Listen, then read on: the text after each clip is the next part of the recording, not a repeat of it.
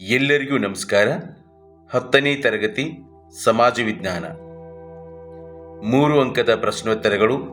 The most important questions blueprint ಪ್ರಕಾರ ಹಾಗೆ LBA ಪ್ರಕಾರ ಅತಿ ಪ್ರಮುಖವಾಗಿರ್ತಕ್ಕಂಥ ಪ್ರಶ್ನೆಗಳನ್ನು ಇಲ್ಲಿ ತೆಗೆದುಕೊಳ್ಳಲಾಗಿದೆ. ಈ ವಿಡಿಯೋ ಪರೀಕ್ಷೆ ದೃಷ್ಟಿಯಿಂದ ಬಹಳ ಇಂಪಾರ್ಟೆಂಟ್. ಈ ಪ್ರಶ್ನೆಗಳಿಗೆ ಪ್ರತಿಯೊಂದಕ್ಕೂ 6 ವಾಕ್ಯ ಅಥವಾ ಅಂಶಗಳಲ್ಲಿ ಉತ್ತರಿಸಿ. ಒಟ್ಟು 9 ಪ್ರಶ್ನೆಗಳು, ಪ್ರತಿ ಪ್ರಶ್ನೆಗೆ 3 ಅಂಕಗಳು, ಒಟ್ಟು 27 ಅಂಕಗಳು ಇರ್ತವೆ. ಇಲ್ಲಿ 3 ಅಂಕಕ್ಕೆ ಸಂಬಂಧಿಸಿದಂತೆ ಎಲ್ಲ ಪ್ರಶ್ನೆಗಳನ್ನು ತೆಗೆದುಕೊಳ್ಳಲಾಗಿದೆ. ಭಾರತಕ್ಕೆ ಹೊಸ ಜಲಮಾರ್ಗವನ್ನು ಕಂಡುಹಿಡಿಯಲು ಕಾರಣವಾದ ಅಂಶಗಳನ್ನು ವಿವರಿಸಿ. 1453ರಲ್ಲಿ ಕಾನ್ಸ್ಟಾಂಟಿನೋಪಲ್ ಪತನ, ಸಾಂಬಾರ್ ಪದಾರ್ಥಗಳ ಬೇಡಿಕೆ, ವೈಜ್ಞಾನಿಕ ಅನ್ವೇಷಣೆ, ಧರ್ಮ ಪ್ರಚಾರ, ಇಟಲಿ ವರ್ತಕರನ್ನು ನಿಯಂತ್ರಿಸುವುದು, ಯುರೋಪಿನ ಅನೇಕ ರಾಷ್ಟ್ರಗಳ ರಾಜರು ಹೊಸ ಸಮುದ್ರ ಮಾರ್ಗ ಕಂಡುಹಿಡಿಯಲು ಪ್ರೋತ್ಸಾಹಿಸಿದರು. ಪ್ಲಾಸಿ ಕದನದ ಕಾರಣ ಮತ್ತು ಪರಿಣಾಮಗಳನ್ನು ವಿವರಿಸಿ. ಪ್ಲಾಸಿ ಕದನದ ಕಾರಣಗಳು: ದಸ್ತಕಗಳ ದುರುಪಯೋಗ, ಕೋಟೆಯ ದುರಸ್ತಿ, ಸಿರಾಜುದ್ದೌಲ್ ಕಾಸಿಂ ಬಜಾರ್ ಮತ್ತು ವಿಲಿಯಂ ಕೋಟೆಗಳನ್ನು ವಶಪಡಿಸಿಕೊಂಡನು, ಕಪ್ಪು ಕೋಣೆ ದುರಂತ. ಪ್ಲಾಸಿ ಕದನದ ಪರಿಣಾಮಗಳು: ಭಾರತೀಯರಲ್ಲಿದ್ದ ಅಸಂಘಟನೆಗಳು ಬ್ರಿಟಿಷರಿಗೆ ತಿಳಿಯಿತು, ಮೀರ್ ಜಾಫರ್ ಬಂಗಾಳದ ನವಾಬನಾದನು, ಬ್ರಿಟಿಷರು ಬಂಗಾಳದಲ್ಲಿ ವ್ಯಾಪಾರದ ಹಕ್ಕನ್ನು ಪಡೆದರು, ಮೀರ್ ಜಾಫರ್ ಬ್ರಿಟಿಷರಿಗೆ 17,70,00,000 ನೀಡಿದನು. ಬಕ್ಸಾರ್ ಕದನವು ಬಂಗಾಳದ ಮೇಲೆ ಬ್ರಿಟಿಷರು ಪ್ರಭುತ್ವ ಸಾಧಿಸುವಂತೆ ಮಾಡಿತು. ಸಮರ್ಥಿಸಿ. ಅಥವಾ ಬಕ್ಸಾರ್ ಕದನದ ಪರಿಣಾಮಗಳೇನು? ಇಲ್ಲಿ ಪ್ರಶ್ನೆಗಳನ್ನ ಏನ್ ಮಾಡ್ತಾರೆ ಅಂದ್ರೆ ಈ ರೀತಿಯಾಗಿ ಬೇರೆ ಬೇರೆ ರೀತಿಯಲ್ಲಿ ಕೂಡ ಕೇಳಬಹುದು, ಉತ್ತರ ಒಂದೇ ಆಗಿರುತ್ತೆ. ಬಕ್ಸಾರ್ ಕದನದ ಕಾರಣಗಳು: ಬ್ರಿಟಿಷರು ಮೀರ್ ಕಾಸಿಂನನ್ನು ಕಿತ್ತು ಹಾಕಿ ಮೀರ್ ಜಾಫರ್ ನವಾಬನನ್ನಾಗಿ ಮಾಡಿದರು. ಮೀರ್ ಕಾಸಿಮನು 2ನೇ ಶಾ ಆಲಂ ಮತ್ತು ಸಿರಾಜುದ್ದೌಲರೊಂದಿಗೆ ತ್ರಿಕೂಟ ರಚಿಸಿದನು. ಬಕ್ಸಾರ್ ಕದನದ ಪರಿಣಾಮಗಳು: 2ನೇ ಶಾ ಆಲಂ ಬ್ರಿಟಿಷರಿಗೆ ದಿವಾನಿ ಹಕ್ಕನ್ನು ನೀಡಿದನು. 2ನೇ ಶಾ ಆಲಂ 26 ಲಕ್ಷ ರೂಪಾಯಿಗಳಿಗೆ ಬಂಗಾಳವನ್ನು ಬ್ರಿಟಿಷರಿಗೆ ನೀಡಿದನು. ಸಿರಾಜುದ್ದೌಲನು ಯುದ್ಧ ಪರಿಹಾರವಾಗಿ ಬ್ರಿಟಿಷರಿಗೆ 50 ಲಕ್ಷ ರೂಪಾಯಿಗಳನ್ನು ನೀಡಿದನು. ಬ್ರಿಟಿಷರು ಮೀರ್ ಜಾಫರ್ ಮಗನಿಗೆ ವಿಶ್ರಾಂತಿ ವೇತನ ನೀಡಿದರು. ಮಾರ್ತಾಂಡವರ್ಮನು ಡಚ್ಚರನ್ನು ಹೇಗೆ ನಿಯಂತ್ರಿಸಿದನು? ಅಥವಾ ಡಚ್ಚರ ವಿರುದ್ಧದ ಮಾರ್ತಾಂಡವರ್ಮನ ಹೋರಾಟವನ್ನು ವಿವರಿಸಿ. ಇವನು ವೈನಾಡಿನ ರಾಜ. ಡಚ್ಚರಿಂದ ತನ್ನ ಸಂಸ್ಥಾನವನ್ನು ರಕ್ಷಿಸಿದನು. ರಾಜಧಾನಿಯನ್ನು ಪದ್ಮನಾಭಪುರದಿಂದ ತಿರುವನಂತಪುರಕ್ಕೆ ಸ್ಥಳಾಂತರಿಸಿದನು. ಡಚ್ಚರ ಕರಿಮೆಣಸಿನ ವ್ಯಾಪಾರವನ್ನು ನಿಯಂತ್ರಿಸಿದನು. ಡಚ್ಚರಿಂದ ನೆಡುಮಂಗಡ ಮತ್ತು ಕೊಟ್ಟಾರ್ಕರಗಳನ್ನು ವಶಪಡಿಸಿಕೊಂಡನು. 1741ರಲ್ಲಿ ಡಚ್ಚರು ತಿರುವಾಂಕೂರಿನ ಮೇಲೆ ಯುದ್ಧ ಸಾರಿದರು. ತಿರುವಾಂಕೂರಿನ ಸೈನ್ಯ ಮೇಲುಗೈ ಸಾಧಿಸಿತು. ಡಚ್ಚರು ತಮ್ಮ ಅಧಿಕಾರವನ್ನು ತಿರುವಾಂಕೂರಿಗೆ ಒಪ್ಪಿಸಿದರು. ರೈತವಾರಿ ಪದ್ಧತಿಯ ಲಕ್ಷಣಗಳೇನು?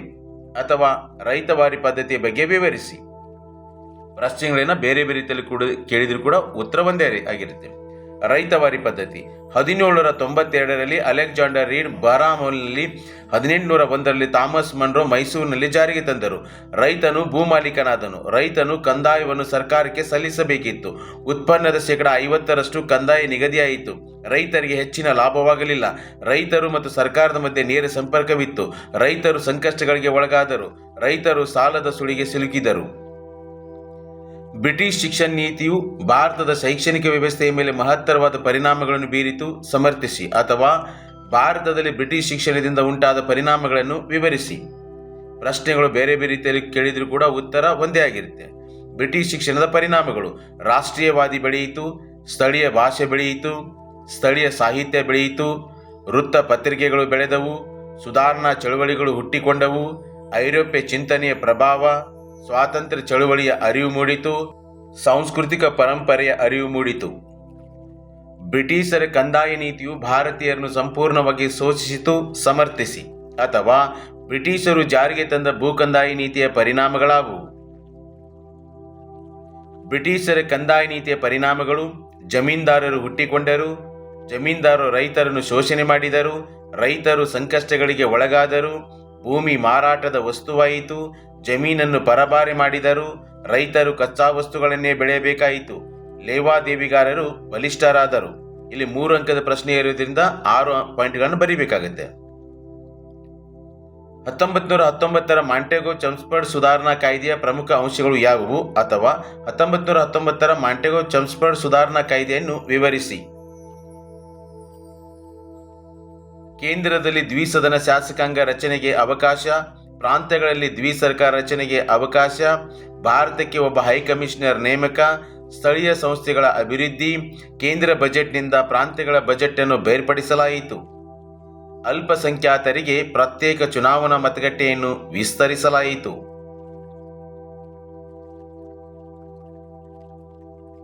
1935ರ ಭಾರತ ಸರ್ಕಾರದ ಕಾಯ್ದೆಯು ಸಂವಿಧಾನ ರಚನೆಗೆ ಬುನಾದಿಯಾಗಿದೆ. ಸಮರ್ಥಿಸಿ. ಈ ಕಾಯ್ದೆಯು ಸಂವಿಧಾನ ರಚನೆಗೆ ಬುನಾದಿಯಾಗಿದೆ. 1928ರ ಮೋತಿಲಾಲ್ ನೆಹರೂರವರ ವರದಿ ಮುಖ್ಯವಾಗಿದೆ. ಸಂವಿಧಾನದ ಬಹುತೇಕ ಅಂಶಗಳು ಈ ಕಾಯ್ದೆಯನ್ನು ಆಧರಿಸಿವೆ.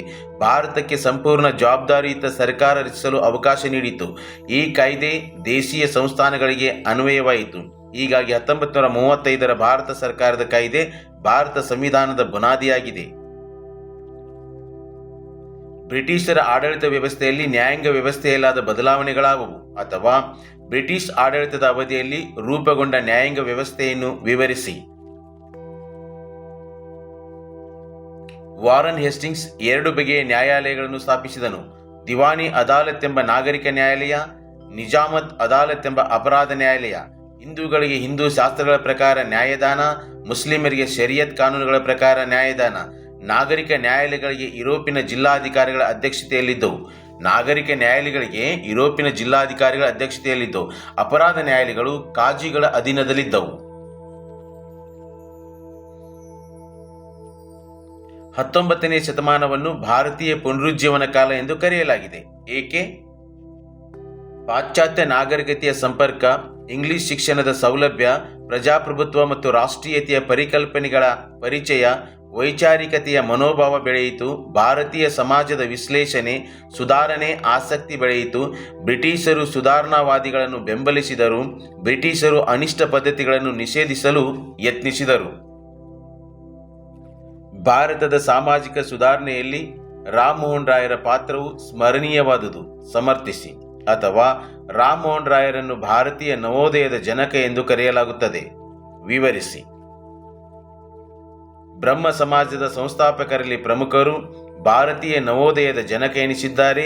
Sanskrit, Arabic, English, French, Greek, Latin ಭಾಷೆಗಳಲ್ಲಿ ಪಾಂಡಿತ್ಯ ಹೊಂದಿದ್ದರು. ಹಿಂದೂ, ಮುಸ್ಲಿಂ, ಕ್ರೈಸ್ತ, ಬೌದ್ಧ ಧರ್ಮಗಳ ಅಧ್ಯಯನ, ಮೂರ್ತಿ ಪೂಜೆಯನ್ನು ಪ್ರಶ್ನಿಸಿದರು. ಆಧುನಿಕ ವಿಜ್ಞಾನ ಮತ್ತು ಇಂಗ್ಲಿಷ್ ಶಿಕ್ಷಣ ಅವಶ್ಯಕವೆಂದರು.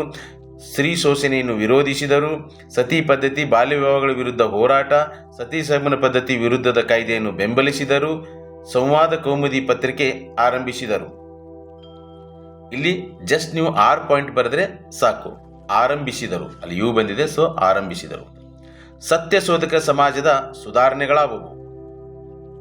ಸತ್ಯಶೋಧಕ ಸಮಾಜದ ಸುಧಾರಣೆಗಳು: ಮೂರ್ತಿ ಪೂಜೆಗೆ ವಿರೋಧ, ಸತಿ ಪದ್ಧತಿ ವಿರೋಧ, ಬಾಲ್ಯ ವಿವಾಹಕ್ಕೆ ವಿರೋಧ, ಸ್ತ್ರೀ ಪುರುಷರ ಸಮಾನತೆ, ಅಸ್ಪೃಶ್ಯತೆಯ ವಿರೋಧ, ಸ್ತ್ರೀ ಶಿಕ್ಷಣಕ್ಕೆ ಪ್ರೋತ್ಸಾಹ, ವಿಧವಾ ವಿವಾಹಕ್ಕೆ ಪ್ರೋತ್ಸಾಹ, ಅಂತರ್ಜಾತಿ ವಿವಾಹಕ್ಕೆ ಪ್ರೋತ್ಸಾಹ.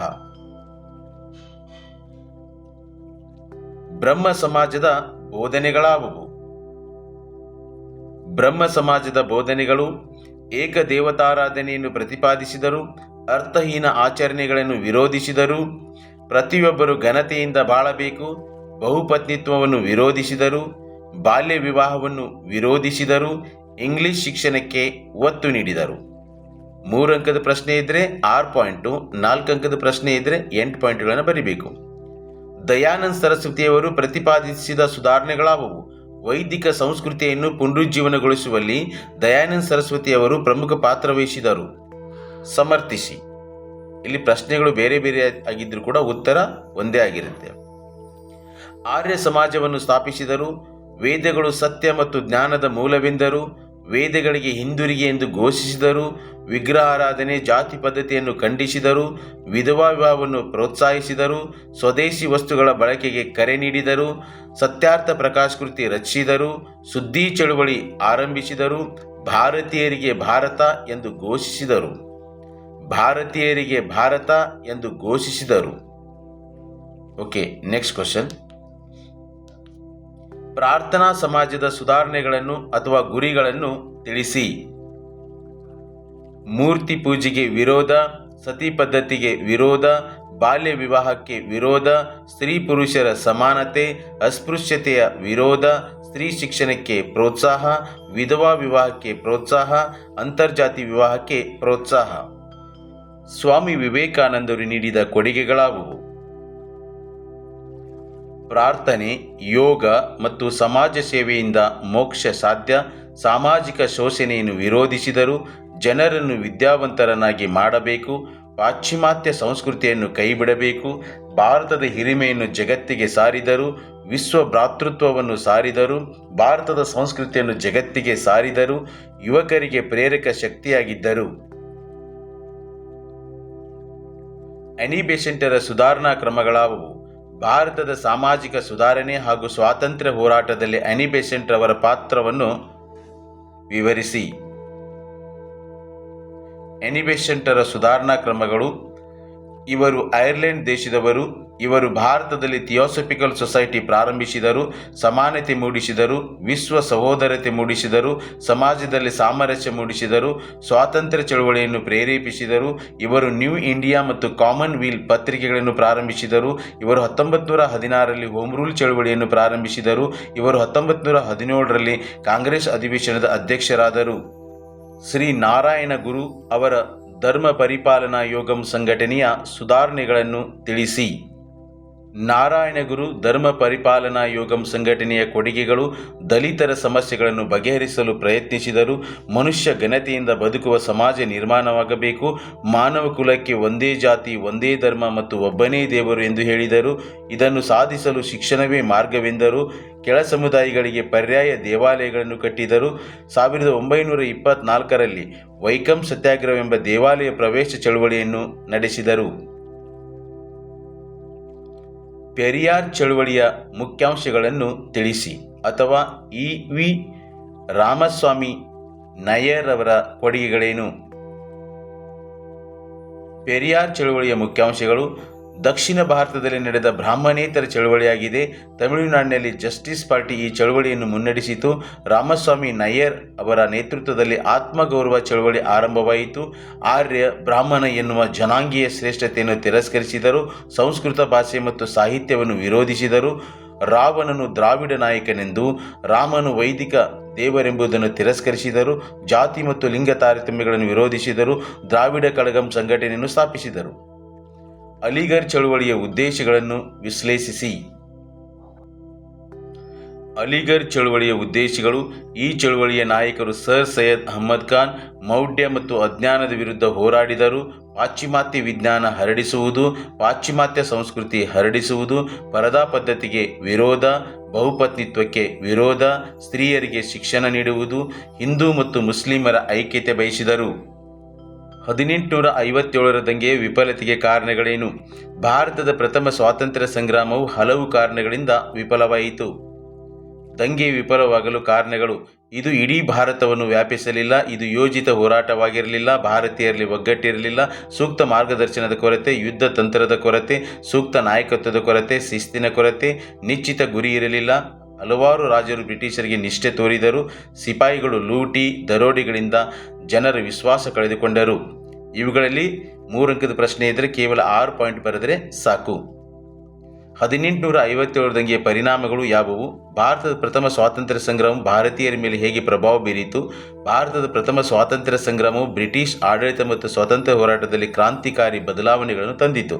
ಹೀಗೆ ಪ್ರಶ್ನೆಗಳನ್ನು ಬೇರೆ ಬೇರೆ ರೀತಿಯಲ್ಲಿ ಕೇಳಿದರೂ ಕೂಡ ಉತ್ತರ ಏನು ಬರೀಬೇಕಂದ್ರೆ 1857 ದಂಗೆಯ ಪರಿಣಾಮಗಳನ್ನು ಬರೀಬೇಕು.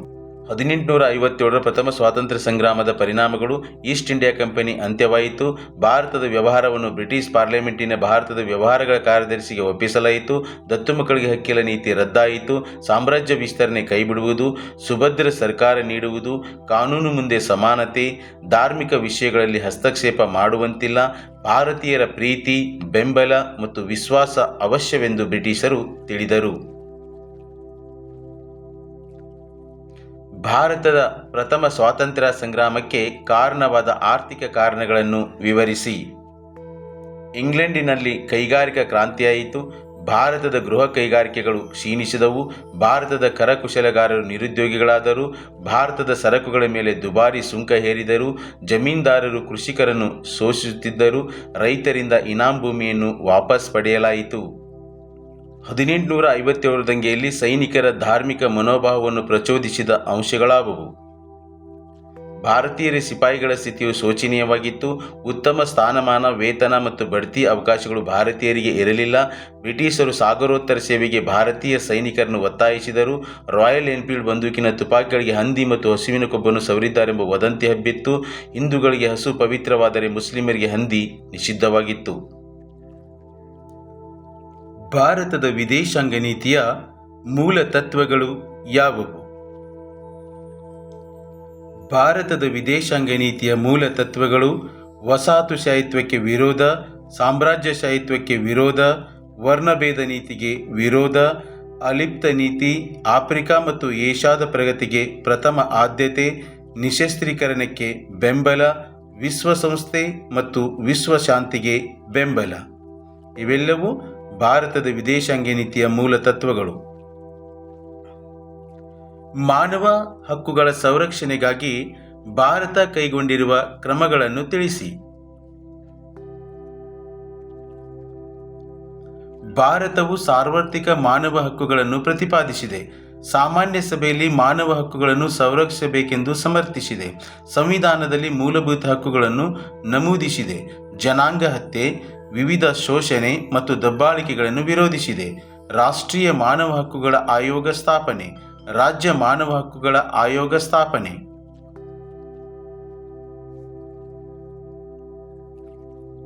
ಶಸ್ತ್ರಾಸ್ತ್ರ ಪೈಪೋಟಿಯು ಜಗತ್ತಿನ ನಾಶಕ್ಕೆ ನಾಂದಿ. ಈ ಹಿನ್ನೆಲೆಯಲ್ಲಿ ಶಸ್ತ್ರಾಸ್ತ್ರಗಳ ಪೈಪೋಟಿಯಿಂದಾಗುವ ದುಷ್ಪರಿಣಾಮಗಳಾವುವು? ವಿಶ್ವದಾದ್ಯಂತ ಭಯ, ಅಸ್ಥಿರತೆಯ ಸೃಷ್ಟಿ, ಯುದ್ಧದ ಸಂಭವನೀಯತೆ ಹೆಚ್ಚಾಗುತ್ತದೆ, ವಿಶ್ವಶಾಂತಿಗೆ ಅಡ್ಡಿಯಾಗುತ್ತದೆ, ಆರ್ಥಿಕವಾಗಿ ನಷ್ಟ, ಆರ್ಥಿಕ ಅಸ್ಥಿರತೆಗೆ ದಾರಿ, ಸಮಯ ಮತ್ತು ಹಣದ ಪೋಲು. ಭಯೋತ್ಪಾದನೆಯ ಸವಾಲನ್ನು ಎದುರಿಸಲು ಭಾರತವು ಕೈಗೊಂಡಿರುವ ಕ್ರಮಗಳಾವುವು? ಭಯೋತ್ಪಾದಕತೆಯ ನಿಗ್ರಹಕ್ಕೆ ಭಾರತ ಕೈಗೊಂಡಿರುವ ಕ್ರಮಗಳು: ರಾಷ್ಟ್ರೀಯ ತನಿಖಾ ದಳ ಸ್ಥಾಪನೆ, ವಿಶೇಷ ಪರಿಣಿತಿ ಪಡೆ ಸ್ಥಾಪನೆ, ಭಯೋತ್ಪಾದಕ ನಿಗ್ರಹ ಪಡೆಗಳ ಸ್ಥಾಪನೆ, ಇಂಟೆಲಿಜೆನ್ಸ್ ಬ್ಯೂರೋ ಮತ್ತು ಸಂಶೋಧನೆ ಹಾಗೂ ವಿಶ್ಲೇಷಣಾ ಘಟಕ ಸ್ಥಾಪನೆ, ಗುಪ್ತಚರ ಸಂಸ್ಥೆಗಳ ಸ್ಥಾಪನೆ, ಹಣಕಾಸು ಗುಪ್ತಚರ ಘಟಕ ಸ್ಥಾಪನೆ. ಜವಾಹರಲಾಲ್ ನೆಹರೂರವರ ಆದರ್ಶವಾದದ ಹಂತದ ವಿದೇಶಾಂಗ ನೀತಿಯನ್ನು ವಿವರಿಸಿ. 1947ರಲ್ಲಿ ಕಾಶ್ಮೀರದ ವಿಚಾರವನ್ನು ವಿಶ್ವಸಂಸ್ಥೆಗೆ ತೆಗೆದುಕೊಂಡು ಹೋಗಿ ಶಾಂತಿಯುತ ಬಗೆಹರಿಸಿಕೊಳ್ಳಬೇಕೆಂಬ ನಿಲುವು.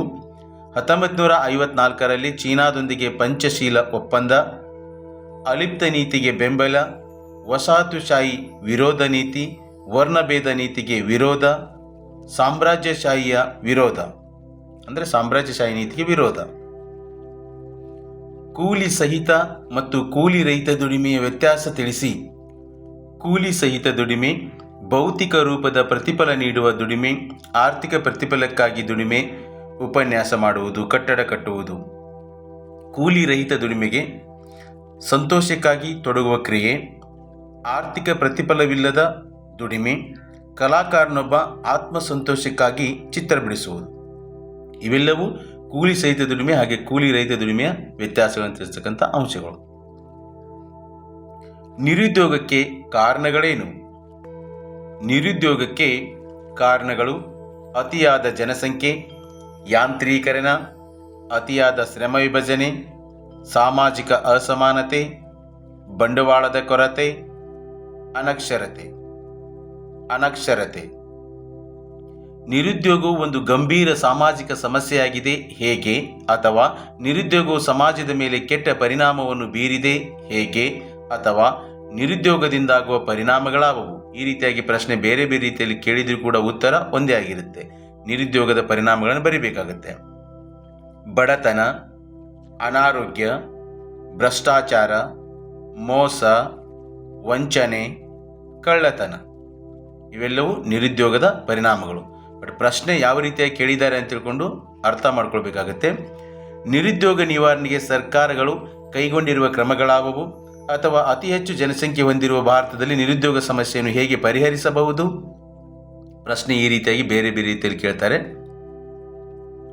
ನಿರುದ್ಯೋಗ ಸಮಸ್ಯೆಗೆ ಪರಿಹಾರ ಕ್ರಮಗಳು ಅಥವಾ ನಿವಾರಣಾ ಕ್ರಮಗಳು: ಜನಸಂಖ್ಯಾ ನಿಯಂತ್ರಣ ಕ್ರಮಗಳು, ಗುಡಿ ಕೈಗಾರಿಕೆಗಳಿಗೆ ಪ್ರೋತ್ಸಾಹ, ಕೃಷಿ ಕ್ಷೇತ್ರದ ಅಭಿವೃದ್ಧಿ, ಕೈಗಾರಿಕಾ ಕ್ಷೇತ್ರದ ಅಭಿವೃದ್ಧಿ, ವೃತ್ತಿಪರ ಶಿಕ್ಷಣಕ್ಕೆ ಪ್ರೋತ್ಸಾಹ, ಗ್ರಾಮೀಣ ಅಭಿವೃದ್ಧಿ ಯೋಜನೆಗಳು. ಸಂಘಟಿತ ಮತ್ತು ಅಸಂಘಟಿತ ವಲಯದ ಕೆಲಸಗಾರರ ನಡುವಿನ ವ್ಯತ್ಯಾಸಗಳೇನು? ಅಥವಾ ಸಂಘಟಿತ ವಲಯದ ಕೆಲಸಗಾರರು ಅಸಂಘಟಿತ ವಲಯದ ಕೆಲಸಗಾರರಿಗಿಂತ ಭಿನ್ನ ಹೇಗೆ? ಹೀಗೆ ಬೇರೆ ಬೇರೆ ರೀತಿಯಲ್ಲಿ ಪ್ರಶ್ನೆ ಕೇಳಿದಾಗ ಉತ್ತರ ಒಂದೇ ಆಗಿರುತ್ತೆ. ಮೊದಲು ಪ್ರಶ್ನೆ ಏನು ಕೇಳಿದ್ದಾರೆ ಅಂತ ತಿಳ್ಕೊಂಡು ವಿದ್ಯಾರ್ಥಿಗಳು ಅರ್ಥ ಮಾಡ್ಕೊಳ್ಬೇಕಾಗುತ್ತೆ. ಸಂಘಟಿತ ಕೆಲಸಗಾರರು, ಅಸಂಘಟಿತ ಕೆಲಸಗಾರರು. ಸಂಘಟಿತ ಕೆಲಸಗಾರರು ಕಾನೂನಿಗೆ ಒಳಪಟ್ಟಿರ್ತಾರೆ, ಅಸಂಘಟಿತ ಕೆಲಸಗಾರರು ಕಾನೂನಿಗೆ ಒಳಪಟ್ಟಿರುವುದಿಲ್ಲ. ನಿಗದಿತ ವೇತನವಿರುತ್ತದೆ, ನಿಗದಿತ ವೇತನವಿರುವುದಿಲ್ಲ. ವೈದ್ಯಕೀಯ ಸೌಲಭ್ಯಗಳಿರುತ್ತವೆ, ವೈದ್ಯಕೀಯ ಸೌಲಭ್ಯಗಳಿರುವುದಿಲ್ಲ. ನಿವೃತ್ತಿ ವೇತನವಿರುತ್ತದೆ, ನಿವೃತ್ತಿ ವೇತನವಿರುವುದಿಲ್ಲ. ನಿಗದಿತ ಸಮಯವಿದೆ, ನಿಗದಿತ ಸಮಯವಿಲ್ಲ. ಇವೆಲ್ಲವೂ ಸಂಘಟಿತ ಕೆಲಸಗಾರ ಮತ್ತು ಅಸಂಘಟಿತ ಕೆಲಸಗಾರ ನಡುವಿನ ವ್ಯತ್ಯಾಸಗಳನ್ನು ತಿಳಿಸ್ತಕ್ಕಂಥ ಅಂಶಗಳು. ಅಸಂಘಟಿತ ವಲಯದ ಕೆಲಸಗಾರರು ಎದುರಿಸುತ್ತಿರುವ ಸವಾಲುಗಳೇನು? ಅಸಂಘಟಿತ ದುಡಿಮೆಗಾರರು ಎದುರಿಸುತ್ತಿರುವ ಸವಾಲುಗಳು: ನಿಗದಿತ ನಿಯಮಗಳಿಲ್ಲ, ಕಡಿಮೆ ಕೂಲಿ, ವೈದ್ಯಕೀಯ ಸೌಲಭ್ಯಗಳಿಲ್ಲ, ಕೆಲಸಕ್ಕೆ ಭದ್ರತೆ ಇಲ್ಲ, ನಿಗದಿತ ವೇತನವಿಲ್ಲ, ವಿರಾಮ ವೇತನವಿಲ್ಲ, ನಿವೃತ್ತಿ ವೇತನವಿಲ್ಲ, ಭತ್ಯೆಗಳ ಸೌಲಭ್ಯಗಳಿಲ್ಲ. ದುಡಿಮೆಯಲ್ಲಿನ ತಾರತಮ್ಯತೆಯ ಸ್ವರೂಪವನ್ನು ವಿವರಿಸಿ. ದುಡಿಮೆ ಮತ್ತು ಕೂಲಿ ಹಂಚಿಕೆಯಲ್ಲಿನ ಅಸಮಾನತೆಯನ್ನು ದುಡಿಮೆಯ ತಾರತಮ್ಯ ಎನ್ನುವರು. ಪುರುಷರಿಗೆ ಉತ್ತಮ ಉದ್ಯೋಗಗಳನ್ನು ನೀಡಲಾಗುತ್ತದೆ, ಪುರುಷರಿಗೆ ಹೆಚ್ಚಿನ ಸಂಬಳವನ್ನು ನೀಡಲಾಗುತ್ತದೆ, ಮಹಿಳೆಯರಿಗೆ ಕಡಿಮೆ ಸಂಬಳವನ್ನು ನೀಡಲಾಗುತ್ತದೆ. ಖಾಸಗಿ ವಲಯದಲ್ಲಿ ದುಡಿಮೆಯ ಅಸಮಾನತೆ ಹೆಚ್ಚಾಗಿದೆ, ಕೃಷಿ ವಲಯದ ದುಡಿಮೆಯಲ್ಲಿ ತಾರತಮ್ಯ ಅಧಿಕವಾಗಿದೆ. ಕೇಂದ್ರ ಸರ್ಕಾರವು 1976ರಲ್ಲಿ ಸಮಾನ ವೇತನ ಕಾಯ್ದೆ ಜಾರಿಗೆ ತಂದಿದೆ. ನಿತ್ಯ ಹರಿದ್ವರ್ಣದ ಅರಣ್ಯಗಳು ಎಲೆ ಉದುರಿಸುವ ಮಾನ್ಸೂನ್ ಅರಣ್ಯಗಳಿಗಿಂತ ಹೇಗೆ ಭಿನ್ನವಾಗಿವೆ? ನಿತ್ಯ ಹರಿದ್ವರ್ಣದ ಅರಣ್ಯಗಳು 250 ಸೆಂಟಿಮೀಟರ್ ಹೆಚ್ಚು ಮಳೆ ಪಡೆಯುವ ಪ್ರದೇಶದಲ್ಲಿವೆ. ಇವು ಭಾರತದ ಪಶ್ಚಿಮ ಘಟ್ಟಗಳು ಮತ್ತು ಈಶಾನ್ಯ ರಾಜ್ಯಗಳಲ್ಲಿವೆ. ಇವು ಸದಾ ಹಸಿರಾಗಿರುತ್ತವೆ. ಎಲೆ ಉದುರಿಸುವ ಮಾನ್ಸೂನ್ ಅರಣ್ಯಗಳು 75ರಿಂದ 250 ಸೆಂಟಿಮೀಟರ್ ಮಳೆ ಪಡೆಯುವ ಪ್ರದೇಶದಲ್ಲಿವೆ. ಇವು ಭಾರತದ ಒಟ್ಟು ಅರಣ್ಯ ಪ್ರದೇಶದಲ್ಲಿ 65.50% ಭಾಗದಲ್ಲಿವೆ. ಬೇಸಿಗೆ ಪ್ರಾರಂಭದಲ್ಲಿ ಎಲೆ ಉದುರಿಸುತ್ತವೆ. ಇತ್ತೀಚಿನ ವರ್ಷಗಳಲ್ಲಿ ಅರಣ್ಯ ಪ್ರದೇಶಗಳು ಕಡಿಮೆಯಾಗುತ್ತಿವೆ. ಏಕೆ? ಅಥವಾ ಅರಣ್ಯ ನಾಶಕ್ಕೆ ಕಾರಣಗಳೇನು? ಅಥವಾ ಅರಣ್ಯ ಸಂರಕ್ಷಣೆ ಅತ್ಯಂತ ಅವಶ್ಯಕವಾಗಿದೆ ಏಕೆ? ನೋಡಿ, ಪ್ರಶ್ನೆಗಳನ್ನ ಈ ರೀತಿಯಾಗಿ ಬೇರೆ ಬೇರೆ ರೀತಿಯಲ್ಲಿ ಕೇಳಿದಾಗ ನಾವು ಉತ್ತರವನ್ನು ಏನು ಬರೀಬೇಕು ಅನ್ನೋದನ್ನು ಫಸ್ಟ್ ಅರ್ಥ ಮಾಡ್ಕೊಳ್ಬೇಕಾಗುತ್ತೆ. ಇದಕ್ಕೆ ಅರಣ್ಯ ನಾಶಕ್ಕೆ ಕಾರಣಗಳನ್ನು ಬರೀಬೇಕು. ವ್ಯವಸಾಯದ ವಿಸ್ತರಣೆ, ರಸ್ತೆಗಳ ನಿರ್ಮಾಣ, ರೈಲು ಮಾರ್ಗಗಳ ನಿರ್ಮಾಣ, ನೀರಾವರಿ ಯೋಜನೆಗಳ ನಿರ್ಮಾಣ, ಕಾಡ್ಗಿಚ್ಚು, ಗಣಿಗಾರಿಕೆ. 3 ಅಂಕದ ಪ್ರಶ್ನೆ ಆಗಿದ್ದರೆ ಈ ರೀತಿಯಾಗಿ 6 ಪಾಯಿಂಟನ್ನು ಬರೆದರೆ ಸಾಕು. ಭಾರತದಲ್ಲಿ ಕಂಡುಬರುವ ಅರಣ್ಯಗಳ ಪ್ರಕಾರಗಳು ಯಾವುವು? ಭಾರತದಲ್ಲಿ ಕಂಡುಬರುವ ಅರಣ್ಯಗಳ ಪ್ರಕಾರಗಳು: ನಿತ್ಯ ಹರಿದ್ವರ್ಣದ ಅರಣ್ಯಗಳು, ಎಲೆ ಉದುರಿಸುವ ಅರಣ್ಯಗಳು, ಉಷ್ಣವಲಯದ ಹುಲ್ಲುಗಾವಲು ಅರಣ್ಯಗಳು, ಮ್ಯಾಂಗ್ರೋವ್ ಅರಣ್ಯಗಳು, ಮರುಭೂಮಿ ಅರಣ್ಯಗಳು, ಹಿಮಾಲಯದ ಅಲ್ಪೈನ್ ಅರಣ್ಯಗಳು. ಉಷ್ಣವಲಯದ ಹುಲ್ಲುಗಾವಲು ಅರಣ್ಯ ಮತ್ತು ಮರುಭೂಮಿ ಅರಣ್ಯಕ್ಕೆ ಇರುವ ವ್ಯತ್ಯಾಸಗಳನ್ನು ತಿಳಿಸಿ. ಉಷ್ಣವಲಯದ ಹುಲ್ಲುಗಾವಲು ಅರಣ್ಯ 60ರಿಂದ 75 ಸೆಂಟಿಮೀಟರ್ ಮಳೆ ಪಡೆಯುವ ಪ್ರದೇಶದಲ್ಲಿವೆ. ಎತ್ತರವಾದ ಹುಲ್ಲು ಮತ್ತು ವಿರಳ ಕುರುಚಲು ಜಾತಿಯ ಸಸ್ಯವರ್ಗ ಬಬೂಲ್, ಸೀಸಮ್, ಸಬಾಯ್ ಹುಲ್ಲು ಕಂಡುಬರುತ್ತಿವೆ. ದಕ್ಕನ್ ಪ್ರಸ್ಥಭೂಮಿಯ ಕೇಂದ್ರ ಭಾಗ ಥಾರ್ ಮರುಭೂಮಿಯ ಅಂಚಿನಲ್ಲಿವೆ. ಮರುಭೂಮಿ ಅರಣ್ಯಗಳು 50 ಸೆಂಟಿಮೀಟರ್ಗಿಂತ ಕಡಿಮೆ ಮಳೆ ಪಡೆಯುವ ಪ್ರದೇಶದಲ್ಲಿವೆ. ಇವು ಭಾರತದ ರಾಜಸ್ಥಾನ್, ಪಂಜಾಬ್, ಹರಿಯಾಣ ಮತ್ತು ಗುಜರಾತ್ ರಾಜ್ಯಗಳಲ್ಲಿವೆ. ಇವು ಕುರುಚಲು ಜಾತಿಯ ಸಸ್ಯವರ್ಗ. ಭಾರತದ ಪ್ರಮುಖ ವನ್ಯಜೀವಿ ಧಾಮಗಳನ್ನು ಪಟ್ಟಿ ಮಾಡಿ. ಉತ್ತರವನ್ನು ನೋಡೋಣ. ತಮಿಳುನಾಡು ರಾಜ್ಯದಲ್ಲಿರ್ತಕ್ಕಂಥ ವನ್ಯಜೀವಿ ಧಾಮಗಳು: ಮಧುಮಲೈ, ಕನ್ಯಾಕುಮಾರಿ. ಪಶ್ಚಿಮ ಬಂಗಾಳ: ಮಹಾನಂದ, ಚಪ್ರಮರಿ. ರಾಜಸ್ಥಾನ: ಬಸ್ಸಿ, ಸವಾಯಿ ಮಾನ್ಸಿಂಗ್. ಹರಿಯಾಣ: ಕಲೇಸಾರ್, ನಹರ್. ಪಂಜಾಬ್: ವೀರ್ ಮೋತಿಬಾಗ್, ಹರಿಕ್ಕೆ. ಆಂಧ್ರ ಪ್ರದೇಶ, ಕೊಲ್ಲೇರು, ಕೃಷ್ಣ ಇವೆಲ್ಲವೂ ಭಾರತ ದೇಶದಲ್ಲಿರುವ ಪ್ರಮುಖ ವನ್ಯಜೀವಿ ಧಾಮಗಳು. ಭಾರತದ ಪ್ರಮುಖ ರಾಷ್ಟ್ರೀಯ ಉದ್ಯಾನವನಗಳನ್ನು ಪಟ್ಟಿ ಮಾಡಿ. ಭಾರತದ ಪ್ರಮುಖ ರಾಷ್ಟ್ರೀಯ ಉದ್ಯಾನವನಗಳು: ಕಾಜಿರಂಗ ರಾಷ್ಟ್ರೀಯ ಉದ್ಯಾನವನ ಅಸ್ಸಾಂ, ಸುಂದರ್ಬನ್ ರಾಷ್ಟ್ರೀಯ ಉದ್ಯಾನವನ ಪಶ್ಚಿಮ ಬಂಗಾಳ, ಹಜಾರಿಬಾಗ್ ರಾಷ್ಟ್ರೀಯ ಉದ್ಯಾನವನ ಜಾರ್ಖಂಡ್, ಗಿರ್ ರಾಷ್ಟ್ರೀಯ ಉದ್ಯಾನವನ ಗುಜರಾತ್, ಕನ್ನಾ ರಾಷ್ಟ್ರೀಯ ಉದ್ಯಾನವನ ಮಧ್ಯಪ್ರದೇಶ, ತಡೋಬಾ ರಾಷ್ಟ್ರೀಯ ಉದ್ಯಾನವನ ಮಹಾರಾಷ್ಟ್ರ. ಅರಣ್ಯಗಳು ಮಾನವ ಮತ್ತು ಪರಿಸರಕ್ಕೆ ಬಹಳಷ್ಟು ಉಪಯುಕ್ತ ಸಂಪನ್ಮೂಲವಾಗಿವೆ. ಸಮರ್ಥಿಸಿ ಅಥವಾ ಅರಣ್ಯಗಳ ಮಹತ್ವ ಅಥವಾ ಉಪಯೋಗಗಳನ್ನು ತಿಳಿಸಿ. ಇಲ್ಲಿ ಪ್ರಶ್ನೆಯನ್ನು ಓದಿದಾಗ ಪ್ರಶ್ನೆಯನ್ನು ಯಾವ ರೀತಿಯಾಗಿ ಕೇಳಿದ್ದಾರೆ, ಅದಕ್ಕೆ ಯಾವ ಉತ್ತರವನ್ನು ಬರೀಬೇಕು ಅನ್ನೋದನ್ನು ವಿದ್ಯಾರ್ಥಿಗಳು ಫಸ್ಟು ಸರಿಯಾಗಿ ಗಮನಿಸಬೇಕಾಗುತ್ತೆ. ಅರಣ್ಯಗಳು ನಮಗೆ ಈ ಪರಿಸರಕ್ಕೆ ಉಪಯುಕ್ತವಾಗಿವೆ. ಶುದ್ಧ ವಾಯು ಪೂರೈಕೆ, ಉತ್ತಮ ಮಳೆ, ಮಣ್ಣಿನ ಸವೆತ ನಿಯಂತ್ರಣ, ಪ್ರಾಣಿ ಪಕ್ಷಿಗಳಿಗೆ ಆಶ್ರಯ, ಔಷಧೀಯ ಸಸ್ಯಗಳ ಆಗರ, ಪ್ರವಾಸಿಗರನ್ನು ಆಕರ್ಷಿಸುತ್ತವೆ, ಉದ್ಯೋಗಾವಕಾಶಗಳನ್ನು ಒದಗಿಸುತ್ತವೆ. ಜೈವಿಕ ಪರಿಸರ ಸಮತೋಲನ. ಜೈವಿಕ ಪರಿಸರ ಸಮತೋಲನ. ಅರಣ್ಯಗಳನ್ನು ನಾವು ಹೇಗೆ ಸಂರಕ್ಷಿಸಬಹುದು ಅಥವಾ ಅರಣ್ಯಗಳ ಸಂರಕ್ಷಣಾ ವಿಧಾನಗಳಾವುವು?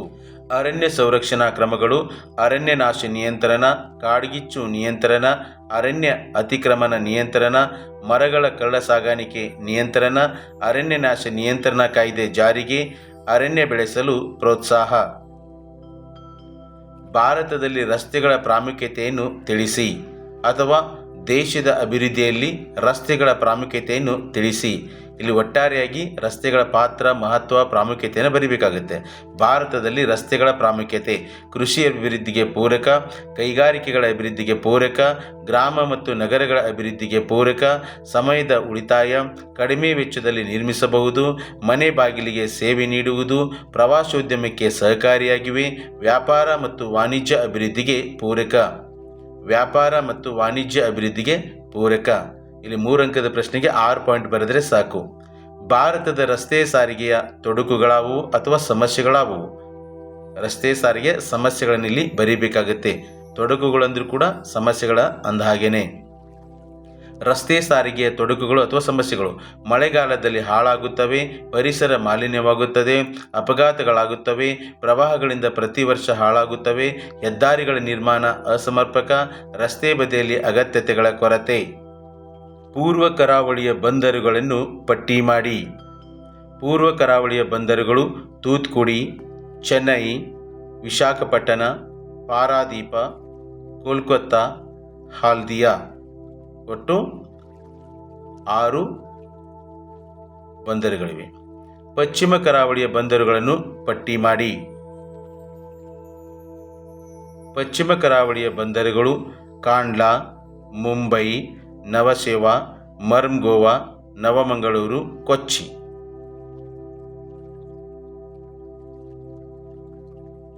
ಸಂಪರ್ಕದ ಪ್ರಾಮುಖ್ಯತೆಯನ್ನು ತಿಳಿಸಿ.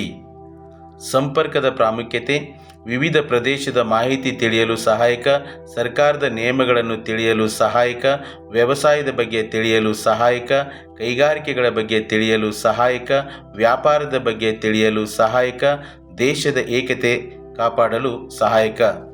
ದೇಶದ ಏಕತೆ ಕಾಪಾಡಲು ಸಹಾಯಕ. ಇವೆಲ್ಲವೂ ಸಂಪರ್ಕದ ಪ್ರಾಮುಖ್ಯತೆ. ಭೌಗೋಳಿಕ ಮಾಹಿತಿ ವ್ಯವಸ್ಥೆ GIS ಉಪಯೋಗಗಳನ್ನು ತಿಳಿಸಿ.